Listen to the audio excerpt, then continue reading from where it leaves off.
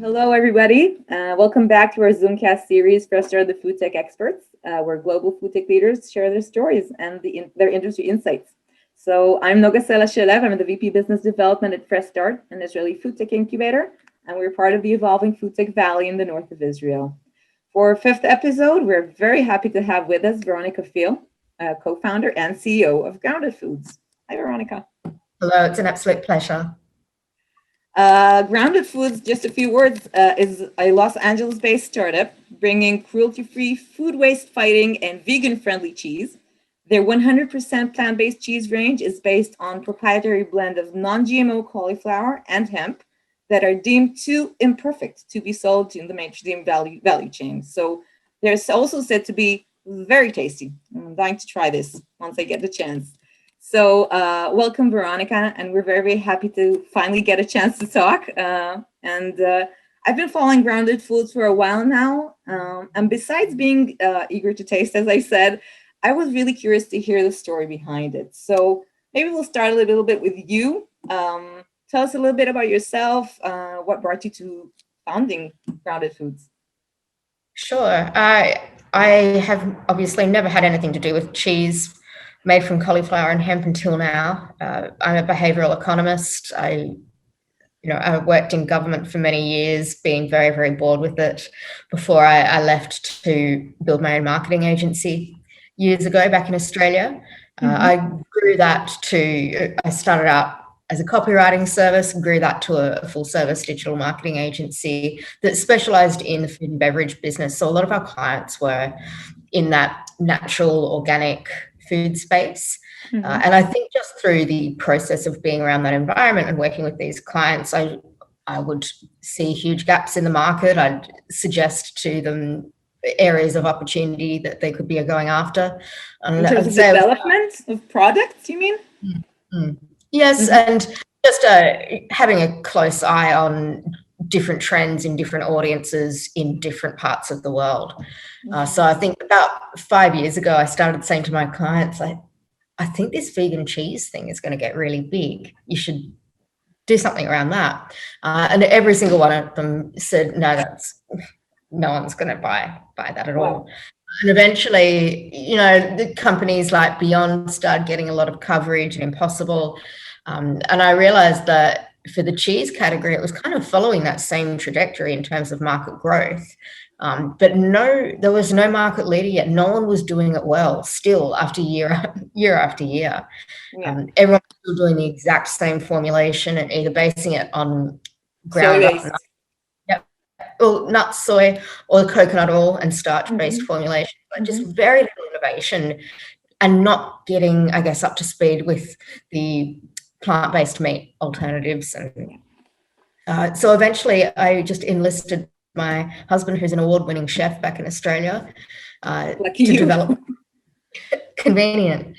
And he created something at our former restaurant that he had on the menu for about a year, just getting people to taste it night after night. Nobody realized. He never told them that it wasn't real cheese. He would just watch their expressions, watch their feedback, and tweak it night after night based on what he saw.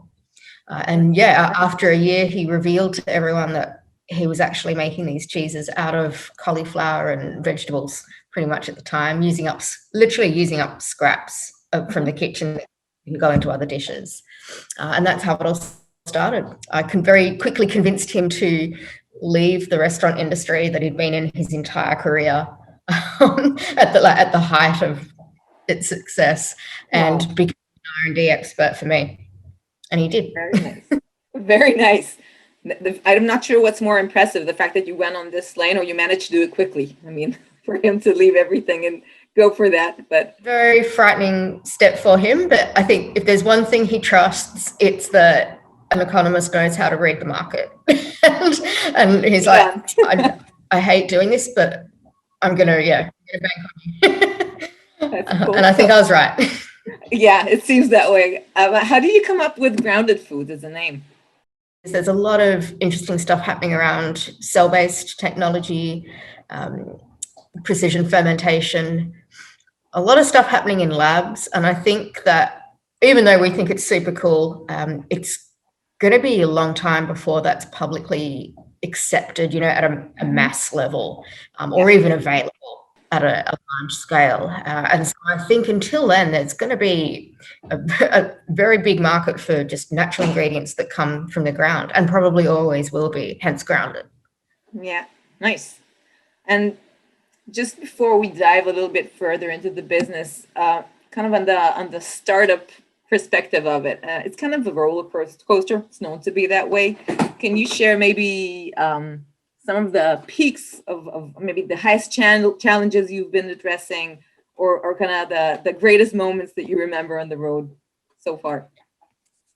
I think it's the same for every founder. Like the fundraising process is absolutely horrible. It's just daily panic attacks. And then, you get an email from an investor and they're in, and, you celebrate for 5 minutes and then something else horrible happens. I think it's the same for everyone. Yeah. The biggest struggle for us was just, I think, being in Australia, knowing that we had a product that was really much more suited for a larger market, not Australia. Especially, I think Australia's pretty isolated. It's, I would say, a few years behind in terms of the evolving plant-based market there. And at the end of the day, it's just so much smaller than California. I think the market opportunity in Australia, in California alone, where we are now, is like twice as as Australia and New Zealand combined. So it just makes sense. Yeah, for sure. And going through all this, you've been doing this with your partner, with your life partner. So can you have kind of I'm curious to learn how it is to work with your partner and it's 24/7 together. So do you have any kind of your 2 cents regarding that on partnering in a startup? Yeah, one of us works at home and the other works at the office. That's the trick. Got it. Okay. That answers a lot. Okay. But I think it's a personality thing as well. We've, I think, got quite unique personalities. We're obsessed with work. We're total workaholics. We would rather work than have friends or go outside and do extracurricular things. My idea of a great date is to go to a bar, have some wine and talk about work. Let's talk about strategy. And I think I'm just very fortunate that my partner is exactly as weird as I am on that level. I don't think it would work if we, were opposites and one of us wanted to relax. Yeah, you're aligned. Got it. Yeah. That's probably true for a lot of other relationships as well. So yeah, that's a good tip. Okay, so let's dive a little deeper into the world of plant-based, which is a booming industry at this point, for sure, for whoever is occupied with food tech, but also kind of the larger market. And maybe, it's a very competitive space, and the standards are, as you said, are rising all the time in terms of taste and the nutritional value, sustainability issues, the price, of course. How would you describe Grounded Foods' most unique advantage on that aspect? We're the first company in the world that is making dairy alternatives out of cauliflower and hemp. So we've created our own proprietary fermentation process in order to really, I guess, achieve smoother textures, richer textures, more creaminess, but also at the same time optimize the nutritional value of these products, because for the cheese category, that's something that really hasn't been done well in the past. It continually blows my mind that these huge companies, these huge global corporations, with all of the research scientists that they've got and money that they've got, still haven't been able to crack the code on these products. It's just, been this couple from Melbourne. But, sometimes, it's the outside perspective that kind of brings the innovation in. But sometimes, usually, actually, I've been working in a big corporate, and it's always true. You need the fresh thinking that will come in. I think that's true. I think what we've learned over this process, because Sean is not a food scientist, he's a self-taught chef. Yeah.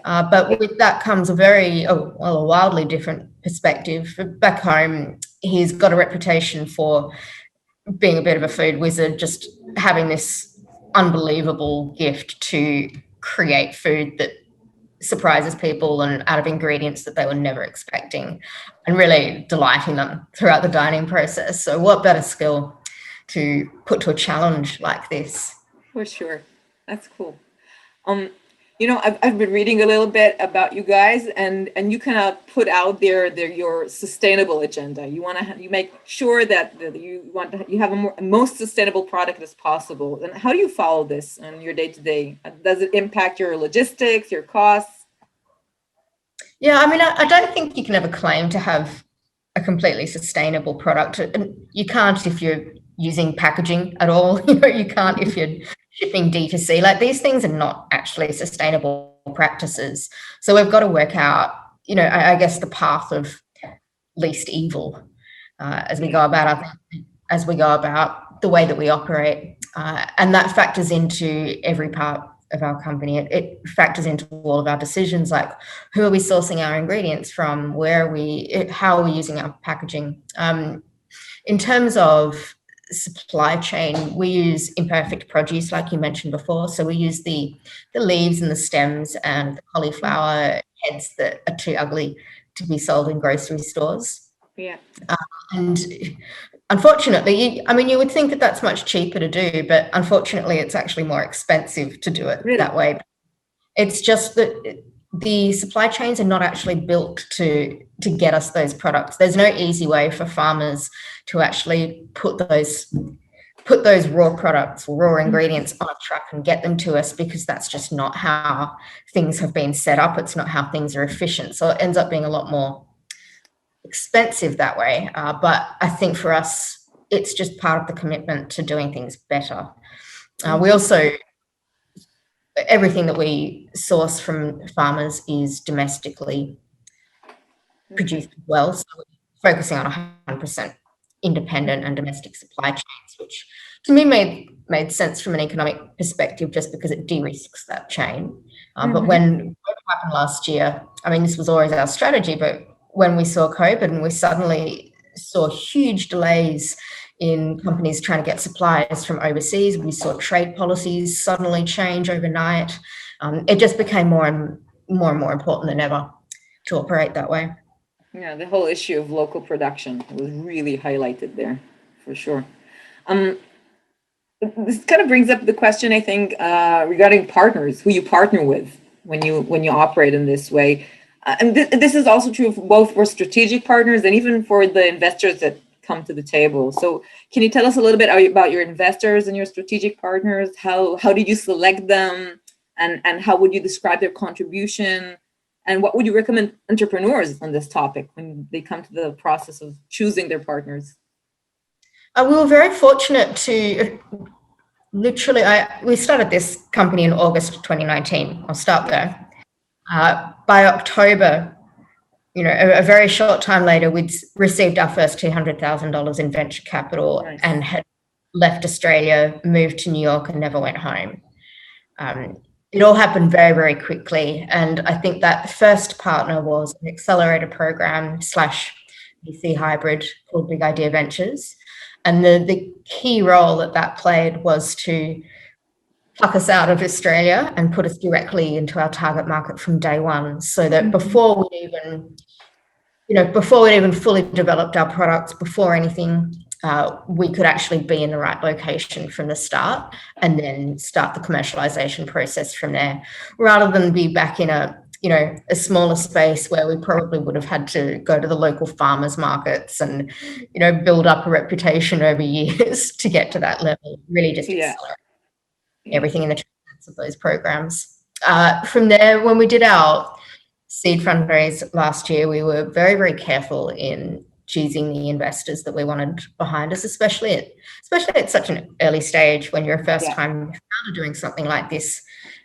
It was a really confusing choice. We're in that beautiful position of having an oversubscribed round, so we had 4 term sheets to pick from, which was amazing, but also really stressful when it's a first time. You don't know what to look for. You don't know who's necessarily got an agenda behind them that might not align with yours.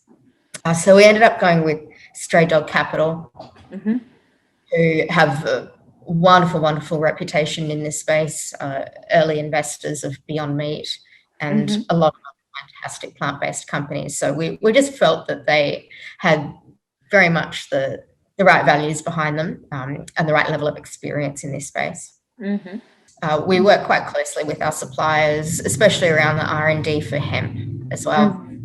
Yeah, we haven't discussed hemp at all. This is also kind of a big deal when it comes to maybe regulation. Not so much here. If we tried to get our products into another market, such as Singapore, for instance, they couldn't go there. So that's one of the reasons why we've not gone after the Asian market at this stage. As you mentioned, Sean is a chef, and you came out of the kitchen and not out of the lab or the FoodTech lab, and it's still different when you try to bring this from kind of the kitchen into the whole production process. Can you share a little bit about that? What were the main challenges you were facing, or how the whole transfer of the production went for you guys? It's pretty challenging, but I'd say the biggest issue we had was that in the early days, a lot of potential investors, and even our own mentors and advisors, just didn't have faith that a chef would be able to pull that off. Everyone would try and push us to, get a food scientist, get a food technologist. But honestly, every time we spoke to one, we would have to, Sean, not me, he would have to explain to them how this worked, and they'd be blown away. Like, there was never anything that they could tell us that he didn't already know how to do. And at the end of the day, we just decided, stuff it, we'll do this ourselves. He went through the grueling process of setting up a facility on his own, pretty much with very little. And he just knew that it would work. He said it's just like, obviously there's going to be different ratios. There's going to be tweaking that needs to be done on these formulations. But at the end of the day, it's just like a very big kitchen and managing a slightly bigger team. And he pulled it off. So I'm very lucky to have a co-founder that's so gifted with that. That's really impressive. How did you address, food safety and regulation and so on? This is usually a big challenge. Self-taught. Sean's, I said before, we've got a certain type of personality. We're pretty introverted. We do spend a lot of time just researching maniacally, and working until we get it. And I think for someone like him, sorry about my barking dog in the background. For someone like him, he will it's part of his nature. He'll just research, work, experiment obsessively until something is absolutely perfect. And I think that's a reflection of a fine dining chef as well. They've got a lot of skills outside of just a restaurant environment that I think are highly useful to apply to other industries, especially food R&D. Nice. And you guys actually just now launched your new line of products, direct sales, and we discussed this a little earlier, and then you're now reaching the market. Can you share a little bit about the choice of how to get to the market? What were the next steps for you guys? Absolutely. The original plan was to launch grounded direct to consumer and start there just to build a reputation, get direct engagement with our audience, build that kind of cult following around our product, and then later down the track, use that as leverage when we go to retailers to try and get them, try and pique their interest. It didn't actually work out like that because we ended up getting the retailers coming to us months and months before we were even on the market. I think that's partly a reflection of the digital advertising that we were doing at the time. So that marketing background came in completely handy. Yeah. We were running sponsored ads for months and months and months, long before we even had a manufacturing facility set up. So that meant that we already had the retailer interest. It meant that as soon as we were ready to sell direct to consumer, we could pretty much start supplying retail at the same time. So that's how it happened.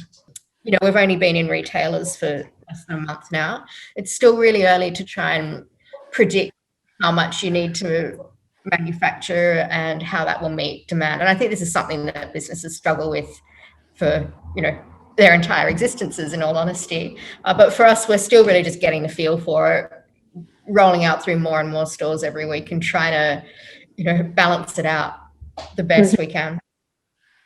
Nice. So maybe just a few final words for our audience before we get to our finishing part. What's your vision of the industry, or maybe what a significant tip would you like to share with them and kind of give new entrepreneurs that are trying to enter this field, and specifically maybe to the plant-based field?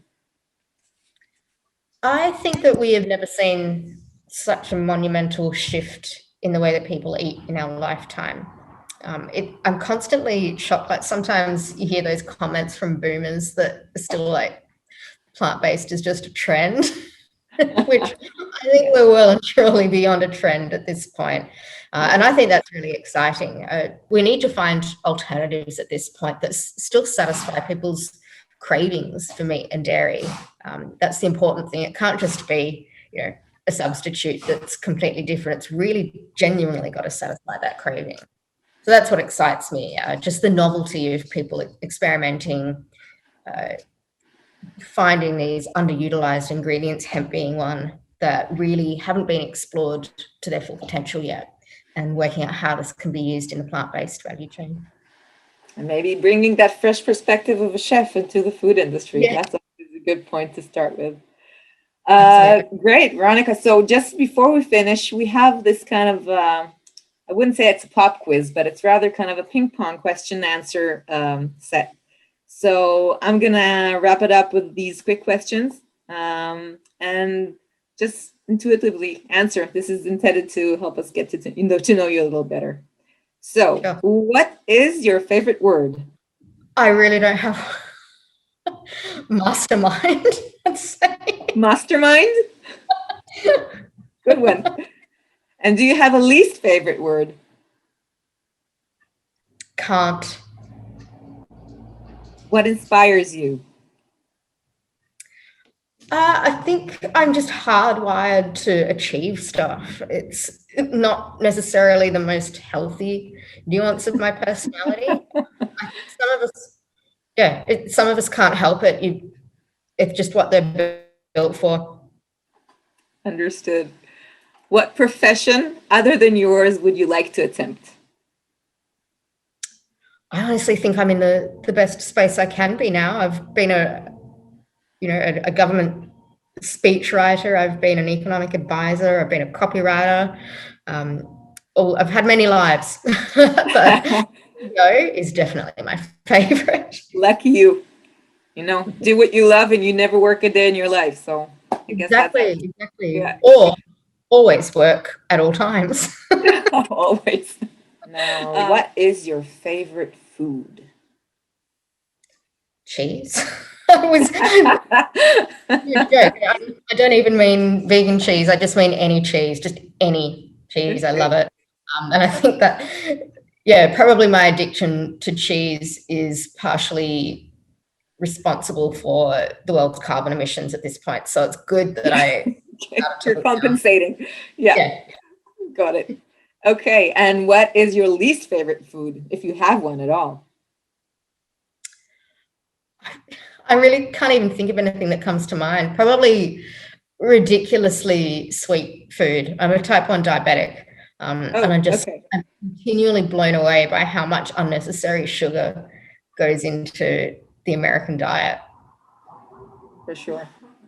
And now for the last question. If you could choose anyone in the world, dead or alive, who would you want to get a cup of coffee with?